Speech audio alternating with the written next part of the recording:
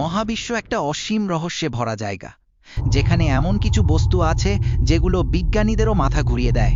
চলুন জেনে নেওয়া যাক সবচেয়ে রহস্যময় 5টি মহাজাগতিক বস্তু সম্পর্কে। Number 1, black hole. ব্ল্যাক হোলের মাধ্যাকর্ষণ এতটাই শক্তিশালী যে আলো পর্যন্ত সেখান থেকে বের হতে পারে না। Number 2, dark matter. আমাদের চোখে অদৃশ্য হলেও এর অস্তিত্ব পুরোপুরি বাস্তব।